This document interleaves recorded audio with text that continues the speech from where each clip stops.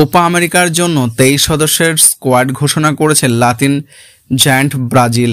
Coach Dorival Junior এই দলে বড় চমক দিয়েছেন। অভিজ্ঞ মিডফিল্ডার ক্যাসেমিয়াকে ছাড়াই যুক্তরাষ্ট্রের বিমান ধরবে সেলেওয়ারা। কোপার আগেই চূড়ান্ত প্রস্তুতি হিসেবে 5 বারের চ্যাম্পিয়নরা মেক্সিকো ও যুক্তরাষ্ট্রের বিপক্ষে প্রীতি ম্যাচ খেলবে। আগামী 20 জুন থেকে 14 জুলাই পর্যন্ত চলবে এবারের কোপার আসর।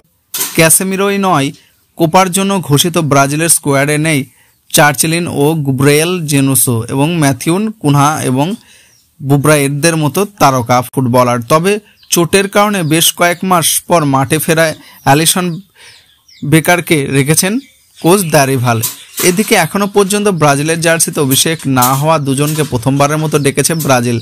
ব্রাজিলের ঘরোয়া ক্লাবে খেলা ফুলব্যাক ওয়েলহার্মে অ্যারানা এবং পর্তুগিজ ক্লাব পোর্তোর ফরওয়ার্ড ইভালিনসন কোপার জন্য ডাক পেয়ে।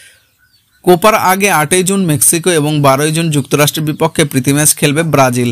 ম্যাচ দুটিকে কোপার জন্য চূড়ান্ত প্রস্তুতির সুযোগ হিসেবে দেখছে দারিভালের দলটি। এরপর কোপা আমেরিকা নিজেদের প্রথম ম্যাচে সেলেওয়ারা 24 জুন কোস্টারিকার মোকাবিলা করবে। এরপর 28 জুন প্যারাগুয়ে এবং 2 জুলাই তাদের প্রতিপক্ষ কলম্বিয়া।